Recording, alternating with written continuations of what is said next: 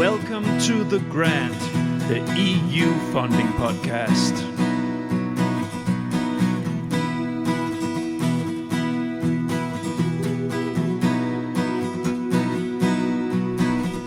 The Grant. My name is Niels Tudor Winter, and I am the creator, editor, and host of The Grant. The Grant is an independent, non-commercial podcast initiative with the ambition to dig into all corners of the EU R&D funding system on topics of interest for the full EU R&D funding community. Lately, the Erasmus Plus program has opened up to me. I've gained nice contacts that work with the program regularly, and through them, of course, I am becoming aware of the large dedicated community working with this funding scheme.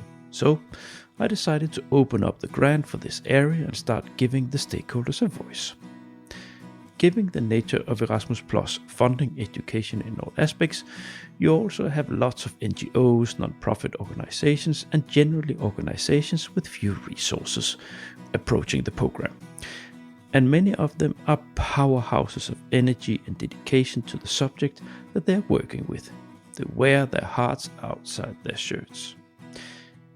But how do you manage to build and run an NGO that more or less only runs on EU funding? My curiosity was awakened by Daiana, Chief Operations Officer at CPIP, Center for Promotion of Lifelong Learning in Romania. Her presence on LinkedIn gave me a hunch that she would have something to share. And she didn't disappoint me. Or you, for that sake. CPIP is living out of EU funding and in particular Erasmus Plus funding. This means that they are submitting proposal almost at an industrial scale.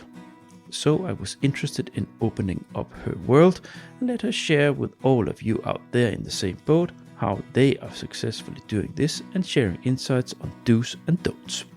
Great content. Please enjoy.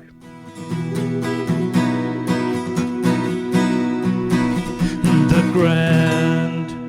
Welcome to The Grant, the EU funding podcast. I'm close to reaching 52 episodes. And that means that I have almost been rolling this podcast for a year. It seems like yesterday I was shooting this out into the world, but it's just like this. The podcast is getting more and more solid, passing 50. Looking forward to reaching my number 100 episode. It's gonna be great. Now, today I have a guest. Today is going to be around the topic of Erasmus.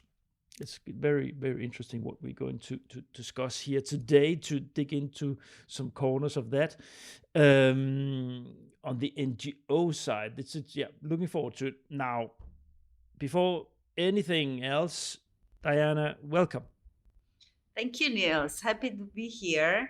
And I'm quite honored realizing now, after we had a short chat, that you are actually the only one doing this for our profession. So indeed, it is an honor for me to be here. You are welcome. So a little bit of self-promotion to any new listeners out there. So this podcast, it's you don't have any running podcast on this subject. If you Google it, you will find different organizations that did 3 or 4 thematic podcasts some years ago here and there, but you don't have any running podcast on the subject. It's not there, and this is the motivation for why I did this in the first place. That I think that this sector deserves it, and the area as such, because it's filled with things to discuss. So that's why. So thanks. And I appreciate it. Oh, yes. And I can assure you there is loads of teams appreciating your work as well, representing us. I'm doing my best to reach out. It's tough being a podcast startup, but I do my best to continuously reach out, and I can see on my listener figures that it keeps growing. Not fast, but steadily. I steadily get more and more listeners. So it's moving in the right direction. Definitely, you are doing something good then. That a lot of people say so. So I'm happy. I'm very happy that people appreciate it. Now, enough about me. Daiana, can you shortly introduce yourself? Right. So, name Daiana Huber. I come from the city of Timișoara, which is currently the European capital of culture. Oh, yeah. Timișoara is in west part of Romania. I come from a long line of families that have been here and never moved anywhere in Europe. So I represent my region. My region in Romania is called Banat. And we are a region of pre-existing Europeans before ever the European Union concept existed. So we are like the last leg of the Austro-Hungarian legacy with all the multi-ethnicity and multiculture in Banat region, and I'm from there, from Timișoara. I work for CPIP. CPIP stands for the Center for Promoting Lifelong Learning, and we are an NGO mostly operating in support of the Erasmus Plus public policy. We will have enough time to dig into that, so thanks for that short introduction. What I just need that I ask all my guests, your main capacity. What's your main capacity within EU R&D proposals? Have you been writing proposals, or have you been a partner in proposals? So can you explain the listeners your experience? Yes, right. So my experience in the profession is pretty much identical to the experience of the organization because I'm one of the funding managers. So our capacity is first and foremost in writing, in developing proposals. I take pride in saying that if someone wants to plant tomatoes on planet Mars and they have European funding for it, we would be able probably to write a project on it. Yep. So we are technicians, first and foremost. Then we are old school project managers. Starting from Grundtvig, from Minerva, from all the programs of the European Commission that were before Erasmus under lifelong learning umbrella. Besides management, we also are able to do evaluation, external evaluation from the technical perspective. So that is our turf. My joy and pride and pleasure is writing projects. For the past more than 10 years, I've been specialized out of sheer luck to develop proposals for criminal correctional justice. Okay. That means prison, probation, community police sometimes security matters. So this area. Okay, nice. What other areas do you cover in the organization with lifelong learning? In general, we cover whatever has to do with education, because I'm a Bachelor of Educational Sciences and specialized in public policy of education. So I get how education at all levels is constructed, implemented, monitored, and so on. My co-managers as well. So we cover from pre-primary education, that means kindergarten and daycare and things like that, to primary education, to second chance programs, to all the way through vocational, to university level, in setting up ideas that support constructing modern education. And of course, that goes into adult education, into professional development for specific groups of professionals. Depending on what funding is available and depending on the interest of the target group, we co-develop with the target group programs in pretty much all of these areas.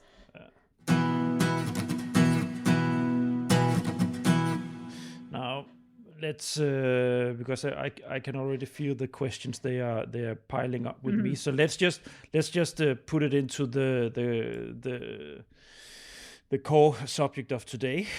Move into that so we can attacking it from all sides. So today's episode we will have a talk about Erasmus, in NGOs. So you as an NGO and how you work with Erasmus, how you work with the funding program for the activities you do, but also as an organization, how you are organizing yourself around using this as a leverage to the work that you do as an organization, and specifically NGO, because that's the trick here. So if you continue what you just we're starting talking about here, so the areas that you're working with. If we talk about most Eastern European countries, you don't have a lot of public resources going into what you do. Hence, organizations like yours pops up. Yeah. Right. So I've also had a guest in from Hungary, a private research organization, a little bit the same issue, working also with Erasmus and so on, and educational programs. Now, so you, what normally in Western Europe, Northwestern Europe, you would have public organizations that would work with this. You would have the educational institutions themselves having resources to do this. But my best guess, the reason why you have a work, Daiana, is that this is not something that is available in Romania. The resources has been cut to the bone for the school system, so they don't have people that can sit and write, apply for funding from different corners. Is that correct analysis? Yes, pretty much, but it is layers upon layers of particular things. First and foremost, we do not have team of professionals that are specialized in this area. And I'm saying from the perspective of public institutions. Theoretically, by the name, by the job description, of course there are, but they do not have my mobility, my level of expertise, my level of English language, because this is a major issue. And this is not only in Romania. And they do not have the freedom of looking, identifying, quick responding on opportunities and partnerships. And then somehow the organization represents a possibility of some linchpin between the institutions and what is out there in Europe. The people themselves are hungry, let's say, for a European connection. They are interested how other colleagues, how their peers are doing, but they don't know how to be in touch. They have this idea of the mythical European projects, which is like a mythological creature, like we are talking about some sort of a unicorn. And they are like, oh my God, but they are so complicated and so on and so on.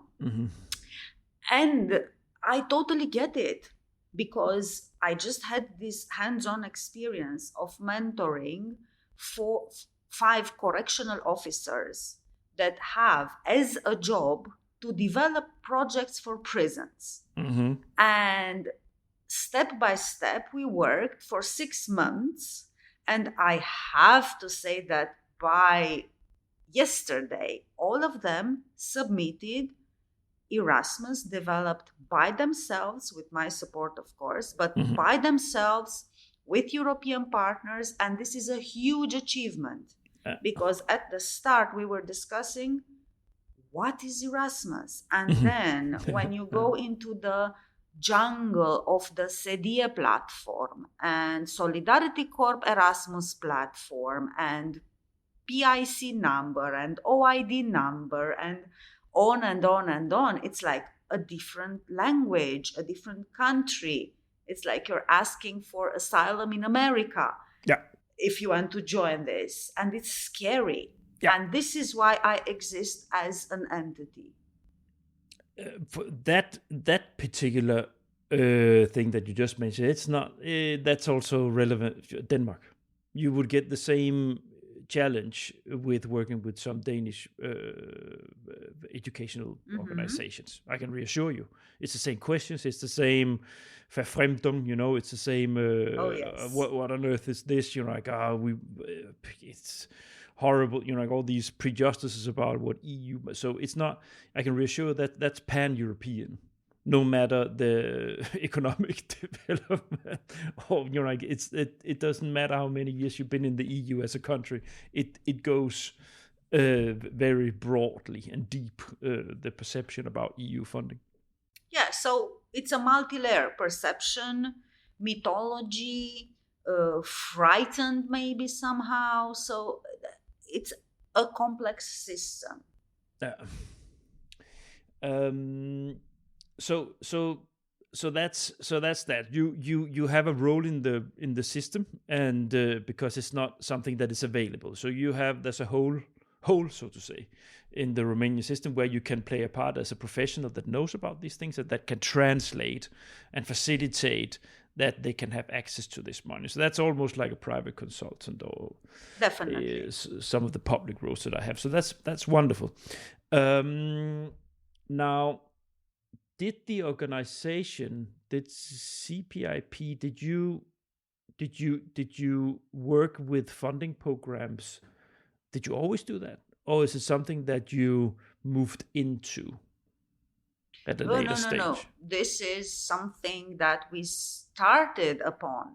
Okay. Because we were a team of professionals already scratching the surface in other institutions, in other organizations, taking advantage of the pre-accession funds, because my first contact with this world was through my university degree back when we had FARE program, pre-accession program. Yeah. And then we had IDROM and the Americans coming in and bringing another kind of funding. And my manager, she started with IDROM and the Americans and doing all kind of community programs from their perspective. I started with the very, very first lifelong learning programs while I was in the university. So we got it. Yeah. We got how it works, and we got it that this is going to be something of impact for our community. Yeah. So you've been an early mover in Romania, because there's a generally, my wife is Romanian, so I've been investigating also many years ago about if I should look for jobs in Romania, right? That the knowledge of these things is generally quite low. Yes. So also at governmental level. And it is, unfortunately, it is being kept low, because the less you know, the easier it is to be fooled or to be sidetracked. Yeah. And then the less you know, the more interesting, or let's say fascinating, those that hold the true knowledge are. So those are layers and layers of complicated issues. But with the arrival of Erasmus second round, I think a bit things are being unstuck. Or at least I hope, maybe. I don't know. Yeah, you know what? It's not only because it's also difficult to get in the rest of Europe organizations to attack the funding schemes. I know, because I've been having different positions where it was the target to get more and more, and not like there was not enough attacking these and approaching these things. So it's not just an Eastern European phenomenon, but the problem, of course, is that you are recent accessors. Yeah, so there's a sort of institutionalized knowledge or understanding of how these things work, at least, that it needs to soak some years more, into the layers of people who are supposed to use these programs. Yes, and there is an issue, pervasive, that we do not understand or we do not promote correctly and enough the ecosystem. Because, one, there is budget for everyone. We do not have technical and financial capacity to absorb all the budget there is available. Yeah. So it is not a real competition where we need to kill ourselves over unsavory corporatist practices. And I don't get it why we sometimes slide slightly on that arena, because there is no need. And I'm underlining now, bolding my words. There is so enough budget that we do not have the capacity to absorb it. So there is no real competition. Second point is that we don't understand there is a place for everyone under the sun. You do not need to know everything there is to know about project writing or implementing. Yeah. Because there are people like myself that hold the language, and there are people like other colleagues that hold the key to exceptionally good implementation. We do not need in one institution or in one organization to know it all and to solve it all. Mm-hmm. Not everyone needs to know how to write a proposal. Everyone needs to know how to network. Mm-hmm. Because I can write proposals into thin air if I don't have colleagues and institutions and organizations that have the need, and they can have all the need that they want if they don't have network capacity to reach out to people like myself that can place their need into the grant request. Yeah.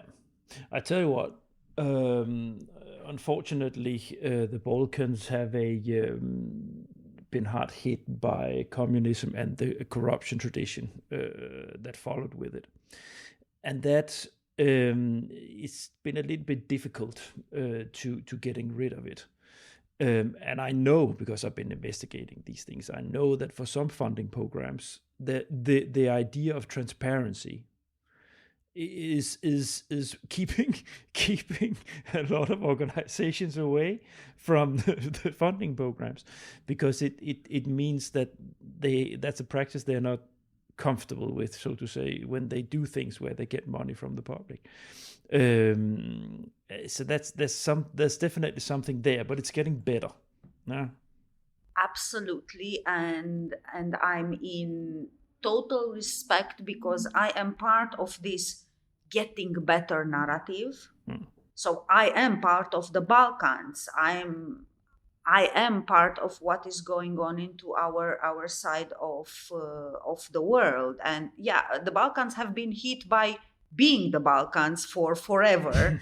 So they have to get over the narrative of, oh my God, we were under so many empires and the communism. Exactly. Okay, yes, let's move along. Now we are part of Europe. But yes, it has been getting better because information travels, because there are people like yourself in this world that opens up and holds space for the narrative. Yeah, it's gonna be okay. It's good people like you that transform things, right? So that's the most important thing. And you have, I know the country, I know Romania, I know that they're excellent both companies and researchers that they deserve to be pushed into European arena because there's so much quality there. So yes. Yeah. Now, I'm not exactly following the rundown here, but it doesn't really matter. The most important thing is a nice conversation. So if we the overall motivation for using the EU funding programs, we sort of that we sort of covered, right? So that was the sort of the baseline of the organization. Yeah, that was exactly. Getting that to work with those funding schemes and being a mediator with that. And we also talked a little bit about how it got started, because that was the baseline. Did you so considerations when you started the organizations? Did you have any doubts, or were there anything from your experience working with this at university level where you were sort of saying, this is taking a leap of faith, so to say, where you were doubting a little bit if it would be sustainable enough? It was definitely a leap of faith out of so many reasons. First, because we were going towards nothing. So we didn't pick up someone else's practice or build on someone else's resources. It was almost like taking a sabbatical year and see, do we get approved something that we have just wrote or not? And if we don't have anything approved, then everyone gets a job elsewhere, and that's it. We've tried it. We've put our faith in 1 year exercise, because this is roughly what it takes from writing to getting the evaluation form in the inbox, and that's it. Surprisingly, it worked, and surprisingly, it worked from the get-go with the prisons. Ever since, there are days where I feel like I'm working against the system, despite their existence, and with the support of the staff. So we need to make a big difference in a lot of institutions, the persons and the system. At least in my context and in the Balkans, persons and systems are very different. But we had to take a leap of faith, not knowing if we will ever be funded and if the doors of the stakeholders would ever be open. Yeah, I understand. Yeah, because it's a very different, especially correctional administration. I can vividly imagine that there's a very, very big difference from Northwestern European correctional administration to a correctional administration that has for many years roots in a totalitarian and very, very hard and rough correction. Yeah. Yes and no. The discussion here is quite wide, but what I can say that is of interest for our listeners, because probably criminal correctional justice is not their cup of tea, but European funding is, and I am the living proof that my career, what I know today, which I can say that in some contexts I know more about systems in Europe than their own staff, is 100% because we dragged Erasmus in prison, against the prison wishes, against Erasmus wishes, but because the staff was really interested. Yeah. And that makes it worth the effort. And I can tell you that we have now a 10-year experiment with the prison from the city that I am in, with Timișoara prison, and you would be amazed. And Erasmus funding would be amazed. I mean, DG EAC has no idea about this, but they have a gem of an experiment, how a closed institution has opened up and is becoming a leading voice in European projects. A prison becoming something like an amazing social experiment in the good sense, because they had a series of brilliant governors, absolutely brilliant. They said, okay, we don't get it what this is, but it's not our job to get it. We trust you. You do your thing, your fireworks, and bring European funds to us because we want to learn. And so they did. Let's make that a cliffhanger, because we have the good story segment in the end. So let's let that be a cliffhanger for people, right? Good. So now let's get practical into how you're working with the funding scheme. So first of all, how many people are you in the organization, Diane? At this point in the office, we are 10 staff that we are currently every day coming to office. By the way, we don't work remotely.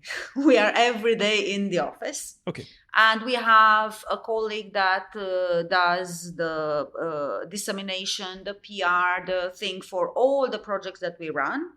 We have my manager. She is the finance and the budget guru of Europe in doing budgets for Erasmus. And so that's her thing, reporting timesheets and all the nitty-gritty of the money itself. Then I do the strategy part of the funding, where to apply, what would be interesting for us, who knows who wants to partner with whom, where do we get people and things like that, the networking and the writing part. And also my manager, she writes heavily and she's way better than me at Erasmus Plus, at KA2 especially. Yeah. And then we have a number of colleagues that do daily implementation. Yeah. Besides that, we have around 150, 180 volunteers. And this happened without us planning for it.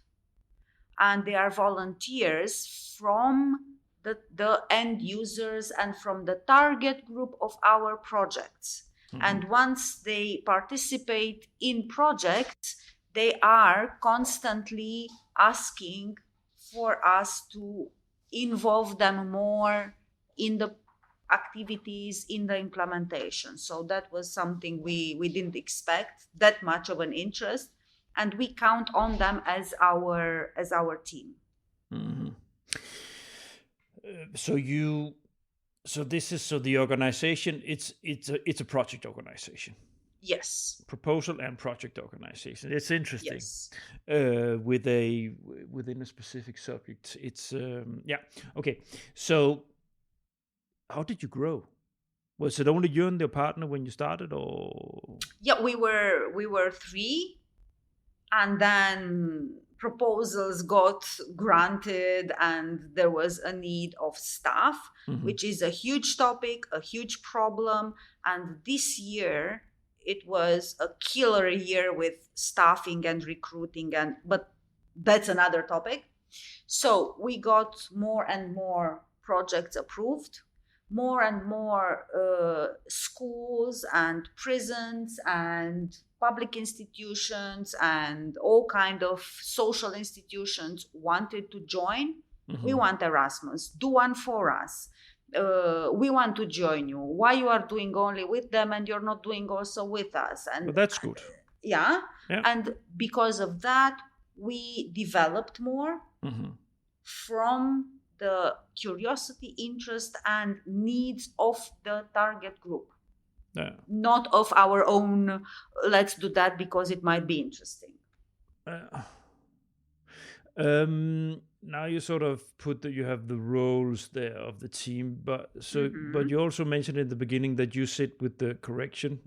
But so thematically, I guess you also have a yes, we do have more or less let's say a department side of the organization. So I deal with everything that has to do with justice and with interior and things like that. Then I have colleagues that work on schools. Whatever has to do with school inspectorate, school psychologists, everything in that world, in the environment, parents association, and whatever is going on into the school ecosystem. I have colleagues that work with that department.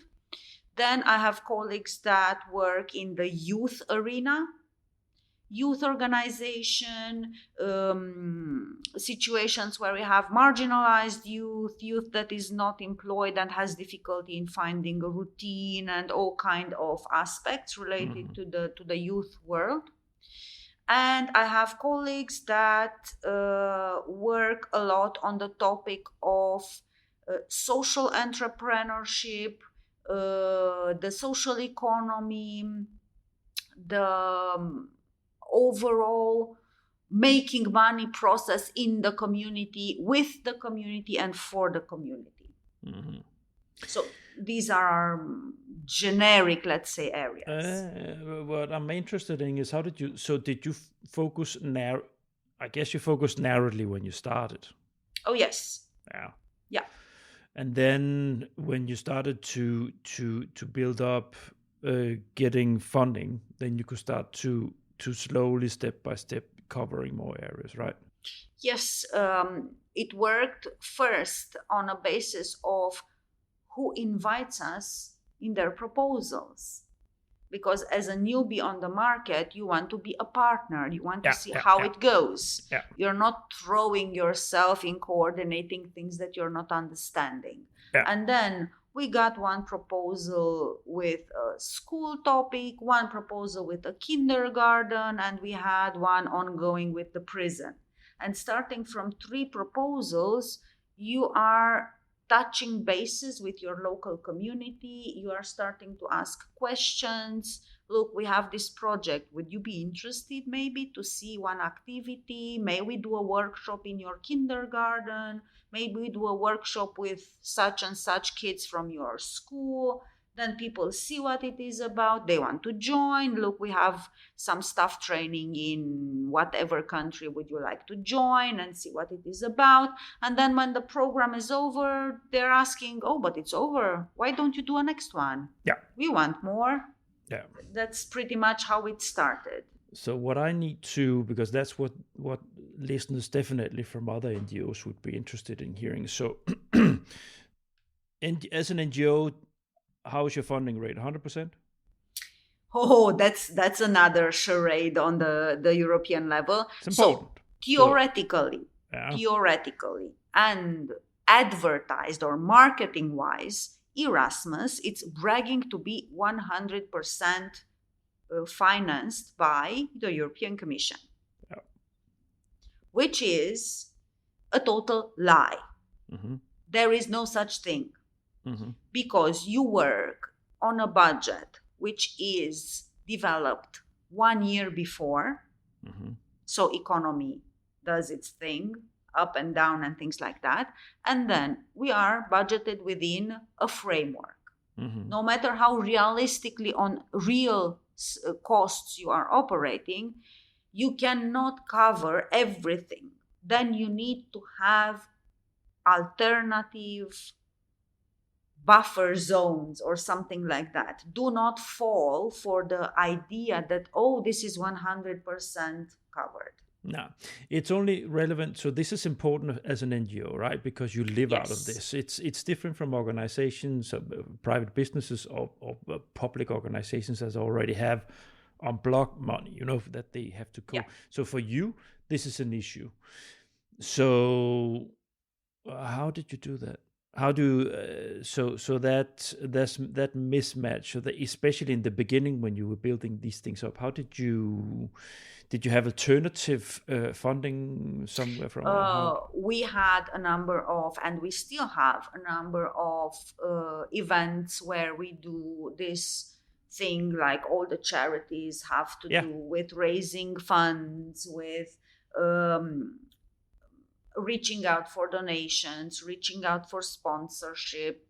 This is a huge thing, and it has to happen, and it is on the plate of the upper management to take care of this. Yeah, because that's important for you as an organization, right? To have a buffer. Of course, because I'm going to send colleagues on project meetings not by rowing a boat. Yeah. They have to fly. Of course, they're not flying first class, but they do have to fly decently. Yeah, of course. They do have to eat. And we have a joke, because you were saying with the Balkans. In the Balkans, we have a concept which is called conserva, mm-hmm. which means canned food. We cannot send them with canned food in the backpack. Uh-huh. You have to give them some daily allowance and things like that. So those are non-negotiable. Yeah. And for the non-negotiables, you need to have some buffer. So it's fundraising, it's donation, it's trying to look for sponsorship, is also because we've reached a certain level of comfort in our profession. We have people asking for us to, for the management part of CPIP, to deliver training. And then all that goes back into the organization because we are not for profit. Yeah. So it takes a time until you build up enough comfort zone so that you can operate it. Yeah, so I get, my best guess is that you had some rough years in the beginning. Of course. Yeah. And it is not a sexy job place, you know. You don't get to do pottery classes at the coffee break to reset the vibe of the office. We are not at that level. No. Perfectly understand. Yeah. So that's one thing. So that's sort of how you manage. So the second thing that you need to be aware of when you start something that you did is exactly what you mentioned. You don't step in and coordinate stuff. You are looking for being a partner to get your name out there and to have other people taking the rough part of proposal preparation and so on, and learning also. Absolutely. Both how is the proposal process and how does it work when it's been implemented, you know, to get to soak up all these learnings. But to get to that, you need to understand how to get into those proposals. Oh, yes. Here we're talking about networking strategy. So did you draw on your network from when you were in university and been doing European projects before already, or how did you sit down together in the three of you and say, how are we going to get ourselves into the right proposals in the beginning so we have a high chance to get funding, or how did you do this? You touched on a problem that is created now by, again, our lovely and wonderful and kisses European Commission. Mm-hmm. Because in the time that we started, there were these things called, I forgot how they were called, meetings where you get your networking meetings where you got the opportunity. Brokerage events. Not brokerage, they had a particular name. Networking events. Something like that, yes. Cooperation, partnership, whatever, where people got a budget from the national agency. Of course, they made a request, but not a very overly cumbersome request, a normal-ish, to get funding to join such a meeting that has been organized by XYZ national agency. And they were in contact seminar. Yes, those were called contact seminars. Now I remembered. And they do not exist anymore. Mm-hmm. National agencies got them stripped out of their budget, and there are no such things as contact seminars. Without them, it's very complicated. You need me or Rodica, my manager, because we coordinate a network, and we coordinate like a big network of people that want to be in proposals, are in proposals, are developing, and we meet once a year and so on and so forth. Mm-hmm. But this is how you start. You get in contact with other people. You reach out to your national Erasmus agency. Mm-hmm. They are paid to help you. It is their job to answer your phone, to answer your questions, your emails, to be there and to offer opportunities. Because you need an opportunity. No matter how good you are, you still need the opportunity. So how did you do it? Did you use these networking events? They were there when you Yes, we went to a contact seminar. It literally started with being approved for a contact seminar. Okay. Yeah, I can at least share with listeners who have not been listening to the rest of my 45-50 episodes. I do have episodes where you get some tips and tricks from me on how to do your how to find partners. That's there's a lot of focus there on Horizon Europe, but the methodology you can definitely copy paste, because there are some tips and tricks on how to go through old projects, looking through which partners goes again within your specific area, or doing outright desktop research, sitting and investing the time you need in finding out what would be reliable possible partners. Yes, and you have to do the hard work of research. Yeah. You have to be on platforms like, now I'm saying from the Erasmus perspective, like EPALE. This is a platform that is co-sponsored by the national agencies and by the European Commission, and you have to dig, contact the agencies, and basically look for me on LinkedIn, and that's it. You start from professionals, asking them, hey, are you developing anything? Look, I'm this and this and this, and I would like to be in a project. You're a good place to start, definitely. What I'm gonna do, if you can share this link with me, Diane, then because I have this resource site on my website where I put places that people can where they can find these kind of things. So if you can share that with me, I'm gonna put it on the website. Mm-hmm. Okay. So now we sort of carved out how you got started as an NGO. So now you are both, so you're both normal partner and coordinator. Yes. Yeah. At which stage did you feel confident enough to take the coordination role on you? After 2 rounds of being partner. Yeah. But we were able to do that because we were actually trained somehow in the profession.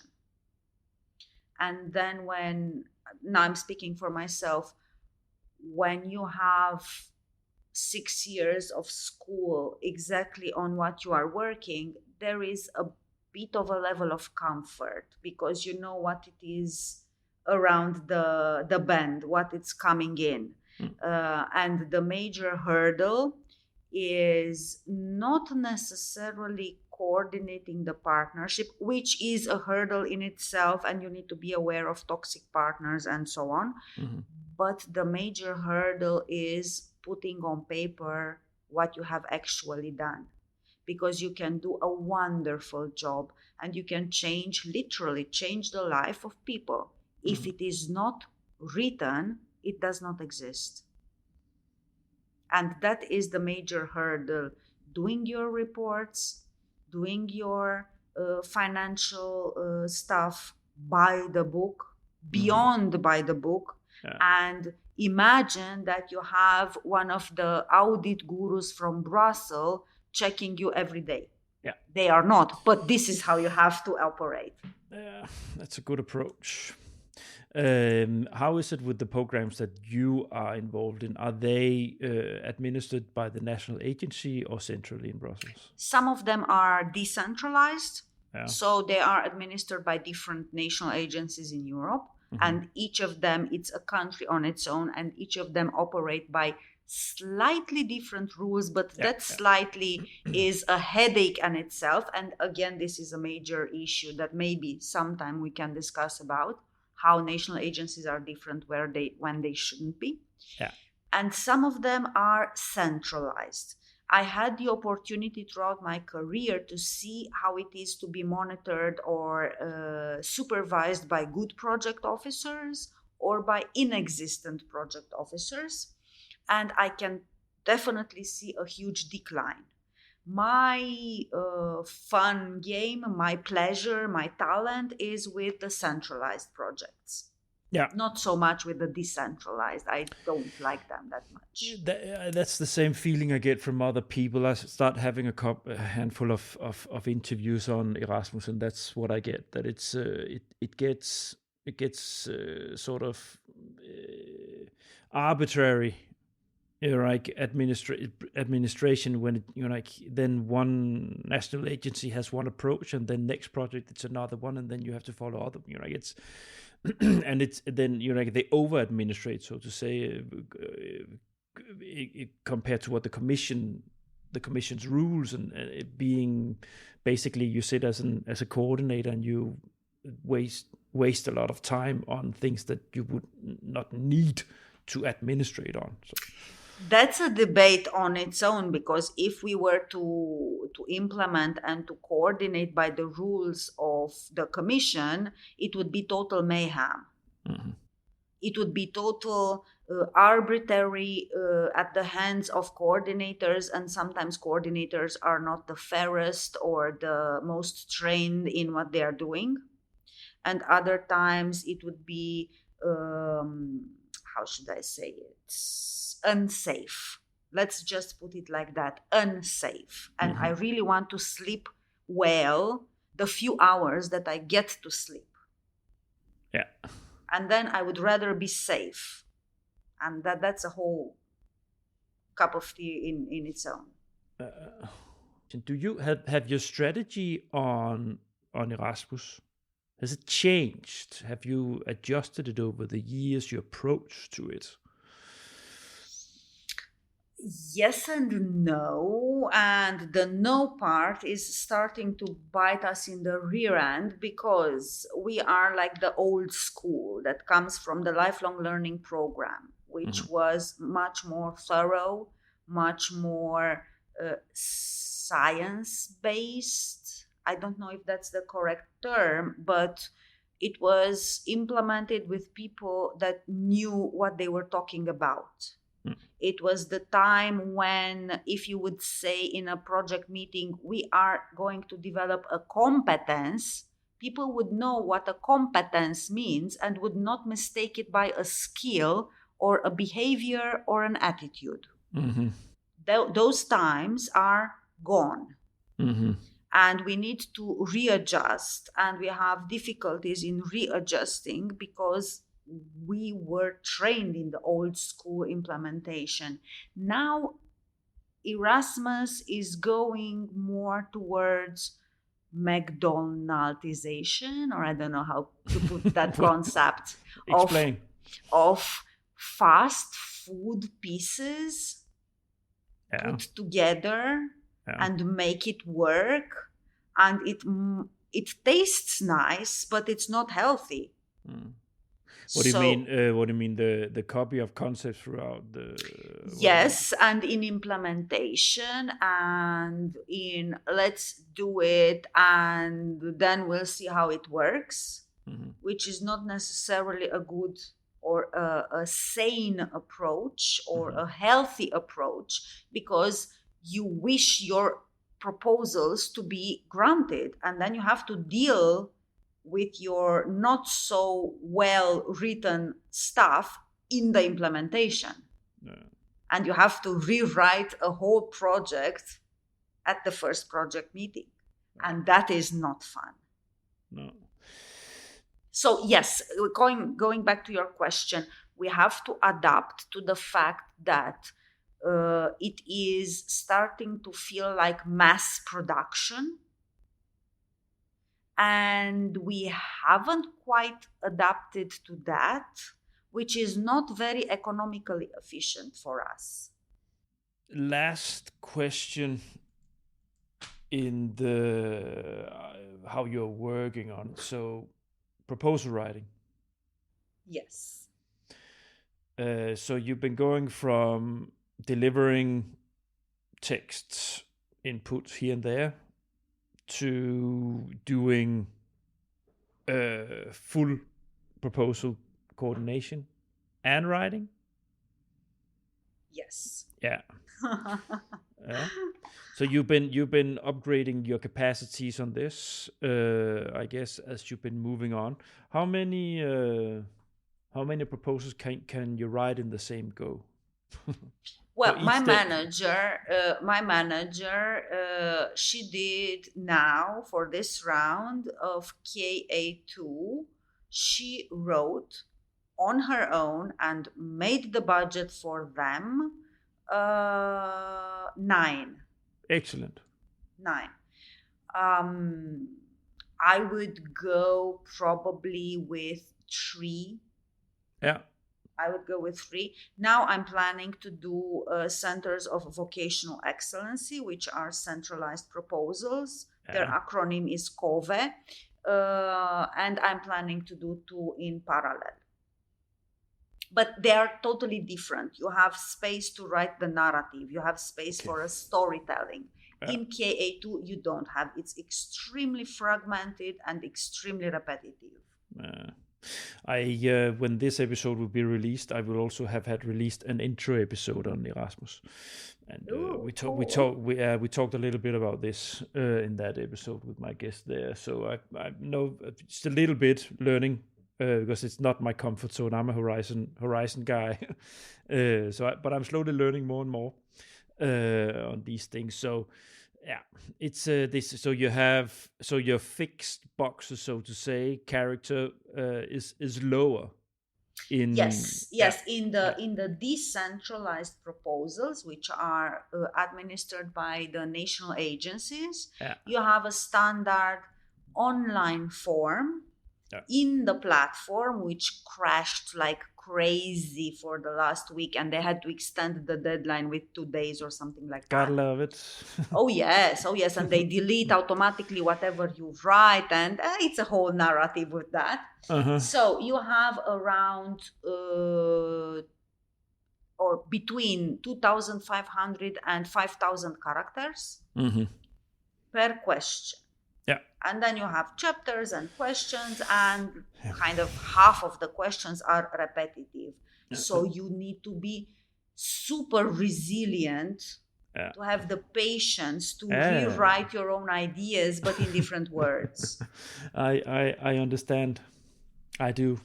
I really do. I didn't do Erasmus, but I did live. Oh yes. Yeah, and there's the same story there, and it's just between you and me. Nobody's listening to it. It's between you and me. No, you know what?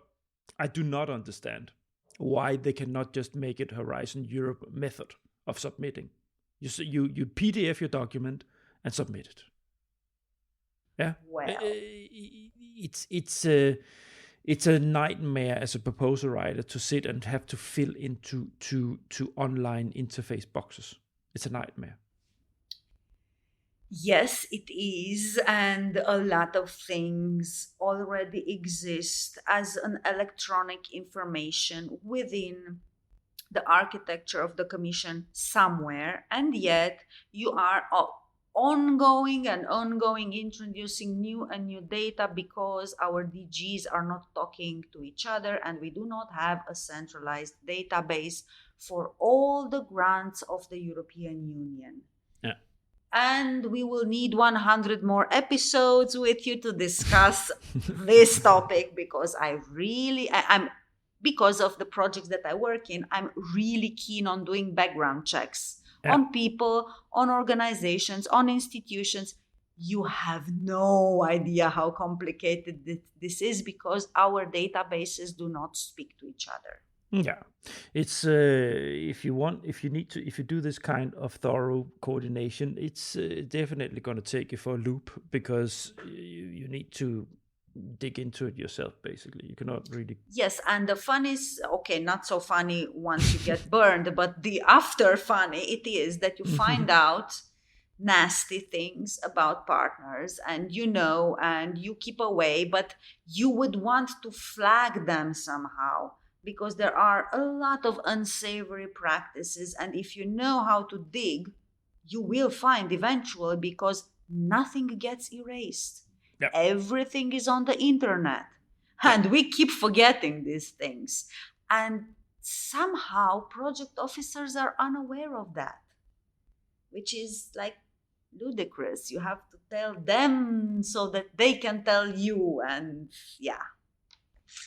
no. We need talking databases. Yeah.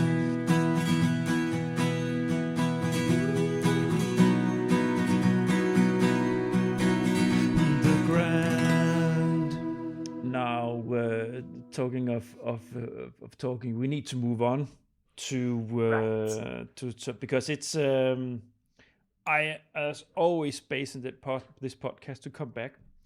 So and since I've opened up the door to Erasmus, there's gonna be a continuous flow of different elements related to Erasmus. So that's that. That there will be possibilities to cover other elements. Now, I wanted to have a talk about. I normally have a segment called the toughest challenge, but I think I'm going to transform it a little bit because that's just taking one thing. So what I wanted to flag in this episode together with you for other NGOs is to kind of look at in plural the biggest challenges for NGOs to work with this. We already have talked a little bit around the subject, but from your point of view, the key challenges to work with the Erasmus funding program and how to deal with those key challenges. Like I have put here in brackets lack of manpower. For instance, the manpower issue, or resources division between preparing proposals and implementing projects. These kind of things in an organization that does not earn money, it's like that you have to be balanced to zero, but how you are managing having to preparing proposals at the same time as you're running implementing projects, these things. But these are just things that I have put here. So if you zoom out yourself, the biggest challenges for you as an NGO, what would you flag? It is a bit different for CPIP because we are at superstar status among our partners. Yeah. So our difficulties are a bit different, but I would say for colleagues that want to join, your biggest challenge would be not necessarily to get in, because you pick up on people on LinkedIn or on other platforms that are promoting their ideas, and then have the courage to write an email to ask questions, because we are usually welcoming new partners. Mm-hmm. It is actually a huge asset to be a new partner. Mm-hmm. So please put yourself out there, but put yourself out there with the marketing of what super quirky or bizarre or unheard of target groups do you have? Mm-hmm. Put yourself out there with the target groups that you can actually reach and you hold mastery of. Mm-hmm. Because when you want to enter with the best of your knowledge and the best of your asset to make a good first impression. Mm-hmm.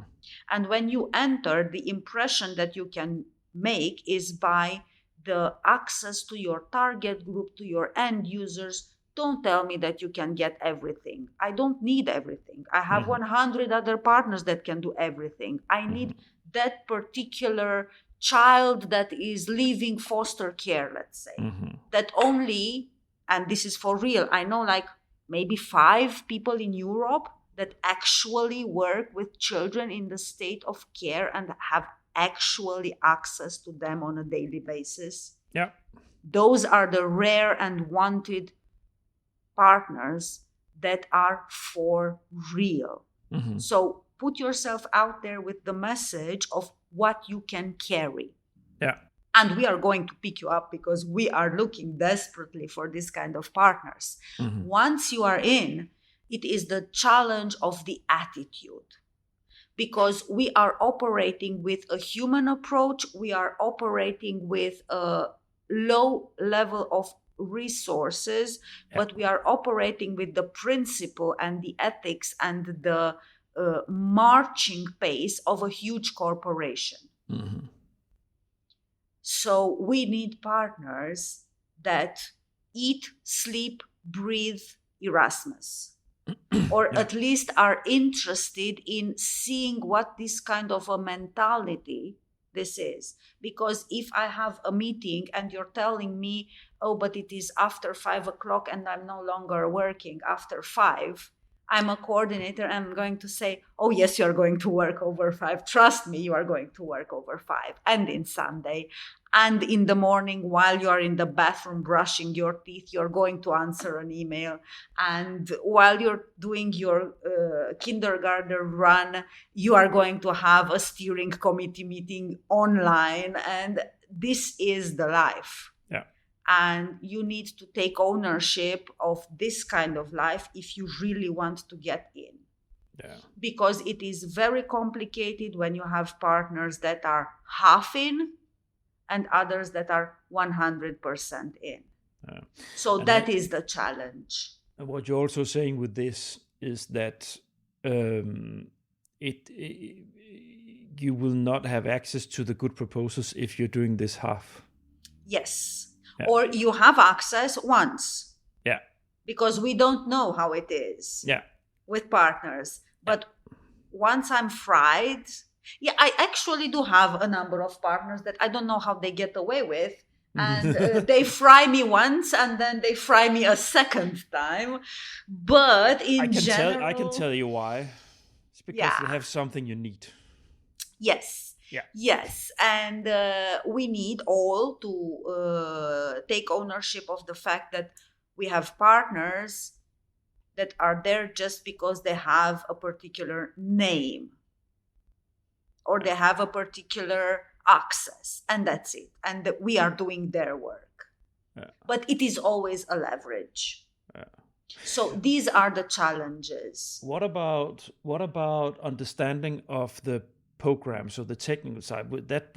I guess from when you started this, there would have been a buffer period where you yourself had to understand and read into the program, understand the functionalities of how these things work. No? Yes, again, for us it was a bit different because I'm trained in this. I had courses in faculty on how to read what is a call for proposal, why European Union is issuing them, how to read them, and so on and so on. So I cannot say how it was for me because this is what I'm trained in, and for my manager as well. But for the rest of the partners, get in touch with good coordinators that are by the profession, that they are doing this on a daily basis. Yeah. And then you get to learn by being a partner. You do not need to know these when you are a partner. That is the time to learn about them and to ask questions. Yeah. Yeah. So sort of a body program, so to say. You know, like in the beginning, you get in and you ask all the questions to the people who are experienced in these things, and you slowly build up your own capacities. Yes, and it is like this: find partners in your country or in other countries that are willing to do a mentorship program, like I said, that I did with my colleagues, correctional officers, and start from why do we have this money? Mm-hmm. Who gives it? Yeah. What is European Commission? Where do they exist? Because this is not common knowledge. Unfortunately, this is not common knowledge. No, and I can tell you, that's generic throughout Europe. But it's not. It's not a regional issue. This is something. It's broadly. No matter who. It's where you have to remind why is the Commission doing this? What is the reason why they are giving you the funding, and what message do you need to give them? What do you need to understand from their back curtain when you apply for this? No matter the funding scheme. It doesn't matter. Absolutely. You always have to understand what are their priorities, why do they give you this, and why do they want you to cooperate with other partners on this. Yes, and always go back to the European public policy that you are serving. And this is an exercise that I do a lot with my junior colleagues or whoever wants to be into a learning mentorship program with me. We start with the freaking Lisbon Treaty. You cannot work in this profession if you haven't read the Lisbon Treaty at least once. I didn't read it. Oh, you have to. But But then again, Lisbon Treaty is fundamental also for the education and learning side, and this being our specialty in Erasmus, then maybe you get away with some other piece of public policy document. But for me, this is like Adam and Eve. it was more the action plans that I would be on the technical side. So that would be Uh-huh. the circular economy action plan and the Yeah. energy But action plan. again, you do have a piece of fundamental public policy that you Yeah. need to read. Yeah, definitely.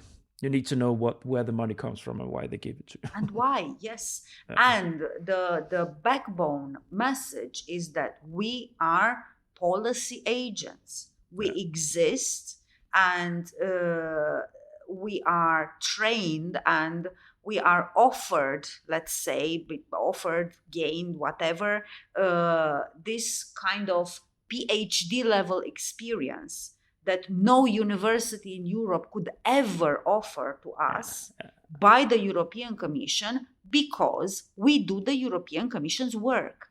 Mhm. It is not because we are interesting, beautiful, and they like our blue eyes or whatever. Mhm. We are doing their work. We are their conquistador, let's say, even if it is a horrible comparison. The tool in the commission's Yeah. hands. Yeah. Willing tools. Last thing, probably because you already touched this, so it must be also an issue. So administration talk.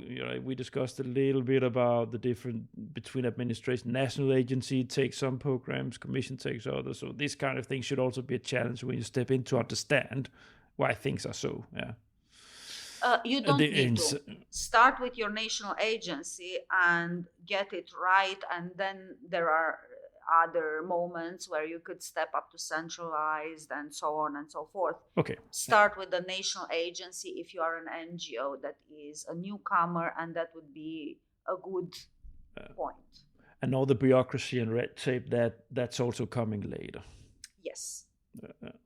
But be aware that it is coming. It's not whether. No, it is coming. Just it's a bit later.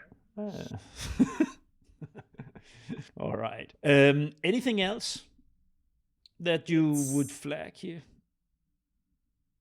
I would flag that we are an amazing community of professionals. No, I was thinking about the big challenges. Yeah, this is a challenge as well, depending on how we want to take it. We are an amazing community, but we are crazy AF. So that's a whole issue. You need to be aware of the particularities of the partners that you are going to work with, and the particularities of the coordinators. This is multinational, multicultural, different time zones, different types of organizations, different practices, and it's all over the place. Don't get offended. This is the rule number one. Yeah, that's a cultural communication, intercultural communication. Yes, and don't get offended by emails. No. Oh, no. Pick up the phone. I had a thought. Oh yeah, partners and so on. So within the areas you work with, is that public? Do you work also with universities or educational institutions and so on? Yes, we work. For example, we work with school inspectorates. Yeah. One example of state public institution. Or I work with prison administration. I work with prisons themselves. I have colleagues that work with other NGOs, that work with schools. So we work with a whole myriad of entities that are interested in working with us or ish, and that are interested in European projects. So what you can say for newcomers is that you will generally you're going to learn a lot about how not only intercultural, but you also intersectoral. You will understand how other organizations and sectors work. Yes, and how institutions that sometimes you have experience as a client with work differently when you are a partner with them. Yeah, things change. That's an experience, and again, don't be afraid to ask them to open the door for you, because you would be amazed by the power of the European project mythology. Yeah, that's one of the very good things about this. Oh yeah. Daiana, we are moving towards the end, but I would like to end on a nice note. So I put in a section called the good story, and you started mentioning about the correctional facility administration in Timisoara. Yes. Briefly in the beginning, where I said I stop you here because we're gonna share that in more detail in the end. So can you tell us a very nice outcome of being involved in European Erasmus projects? The very nice outcome is that they are building, besides a very open management style, they are building a team that is out there in Europe, being in contact with other colleagues based on European project management and based on their wishes and interests to make connection, not because their own administration is pumping money in them to travel to trainings or meetings. So this is exclusively with the European projects, and they are slowly going towards something like a learning organization, slowly going towards development of staff, not only in the professional perspective, but also in the European citizenship perspective, which is amazing. And it is no longer a focus of us versus them when it's the discussion of staff versus inmates. It is, let's do a project for us as a together, everyone in projects, and they realized the added value, and it is open to cooperation, and they are always responding positive. They are developing from their own interest a lot of things, and I would say they are my most amazing partners that I have, doing reports correctly, being on time, delivering good quality. I literally do not have what to complain. It's excellent. And this is the level that they have reached. Yeah. So I guess this also means, because this is when you work. I've been working formerly in my career. I've been working as a capacity support, right? To try to make SMEs and make municipalities enter and for them to build up capacities and being involved in projects so they can lift it themselves without my support later. So this is a wonderful example of having your help and pushing at a certain stage, and then they realize the added value and they start to play with you and with the network that they have been building up themselves. Absolutely. So my best guess is that they now have a handful of people there that knows how to do this. Yes, and they have dedicated project officer that is responsible with the proposals. They write proposals, they implement proposals, they coordinate and are invited as partner. They always check with us, even if we are not involved.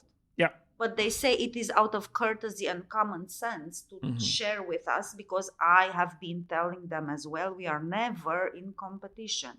It's excellent. I love it.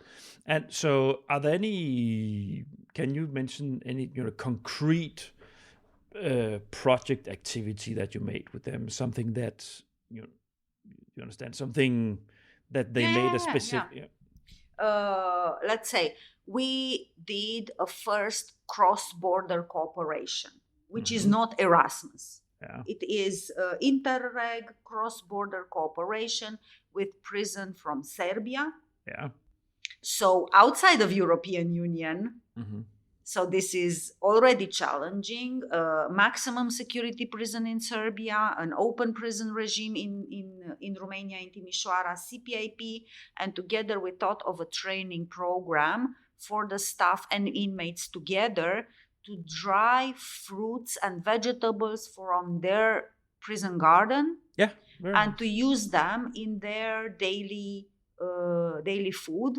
Yeah, And we got machines and we got them to train on how to operate them and so on and so forth. That is yeah, one great. specific project. Yeah, And in Erasmus we did all kind of how can we bring entrepreneurial programs, how can we develop a creative task that enhances little things in the prison by doing themselves the improvement and starting little projects with gardening or with arts and craft or with music, or let's start a rap thing in the prison and yeah. create music and create radio show.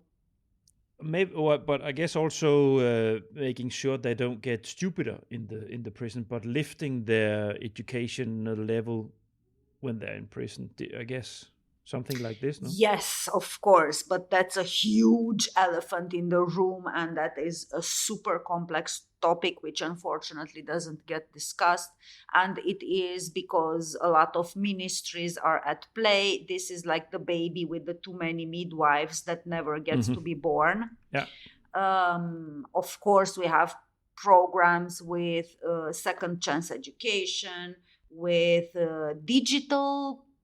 We are scratching the surface on how can we also teach digital competencies, on how can we teach little entrepreneurship programs for population that faces huge employment issues, yeah, programs with how to get employers to come in the prison and set up workshops, or how the prisoners could go into companies and work while they're in executing their sentence and things like that.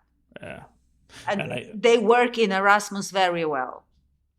yeah, I guess so. So this, of course, this sort of, because at least for the ones that are getting out a certain time, that they to try to avoid that they fall back into crime, right? So you, I guess that's a key Yes. baseline of this, that they get capacities to make their own business when they come out, or give them a skill that they can sell as an Yes. yeah, Yes. That would be the idea. yeah. That was a nice ending to this conversation. Diane, we reached the end. Unfortunately, But it's not. We will get back to each other. Don't worry. of course. I will continue my quest here, developing nice content, audible content for the community out there. So there will be a growing community, I guess, on Erasmus, since I have started to dig into And that. I So would yeah. encourage my colleagues that are from the CPIP network, eunet, cpip.eu. Uh, let's join. Please state your issues, be in contact, make a bit of noise, because we are always complaining we are not represented. Well, here you go. We Yeah. started the conversation.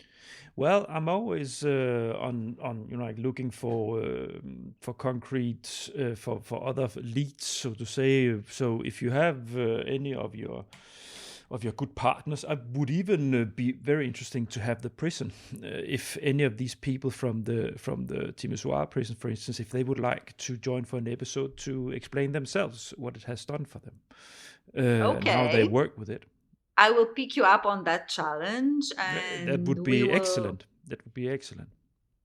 Then the ball is in the court of Mr. Governor and my colleague project officer there. But yes, I'm sure that they will have a positive response to this. Yeah. And then another subject that you can think about is the network that you have in Europe. If you have uh, two persons from different corners of Europe that you all often work together with, we can have an episode on how you, on the networking side, how you're like, yeah. Oh, I would love to do that. And I have exactly the correct colleagues, the right colleagues to be in conversation with. We will take that behind the curtain. So it's Perfect. excellent. I'm just going to land the plane of the episode before we're going to say goodbye to the listeners. So, dear listeners, I thank you for listening to the end. I hope you enjoyed this very much. As you all know, at least my regulars, I do try to build up content that is interesting in all corners of the EU funding world, and that's a big animal to chew down. So this is the way I do it. I slowly but steadily take different bites from different corners and fill in content that should be interesting for segments of this EU funding, big EU funding community. Check out my website, thegrant.eu. It starts to be quite heavy in there, more than 50 episodes. There you will also find the hub, where I will share the links that Daiana mentioned here, where you can find your way to possible partners on the Erasmus. But also, I am the best way for a startup like me, podcast startup, is to get people to sign up on the email list of the podcast, and that you do on my website. So on all sites, main site and sub-sites, you'll find a digital subscription form at the bottom, as you know them from other websites. So please, by all means, if you have sympathy with this initiative, that's the best way you can support me, because that equals currency in the podcast world, and eventually, so I can grow things as I move on. So please, by all means. I think that was that for now. And that was loads of fun. It is. I love doing this. It's a fantastic thing that it's the best thing that I've done in years to build this up. So, and all my guests, they think it's great. So it is very nice, because it's very nice to dig into something that people have a beating heart for. Yeah. So it's lovely. Daiana, thank you again. Thank you the same. It was amazing. And thank you for holding space for us. I cannot say this enough. I am the one that is thanking you, and I will be crossing my fingers and legs that you will get the funding, as much funding as you have been applying possible, for the ones that you've been submitting now. And now you should go and get a rest. Thank you. Okay. Yeah, my manager needs a rest, and I'm shouting out because now she's on a project meeting somewhere in Europe. Of course she is. Daiana, please send my regards to all of your team there, and I will let you know when the podcast will be about to be released. Yeah. Yes, perfect. Thank you. Bye. And I will be in touch. Bye.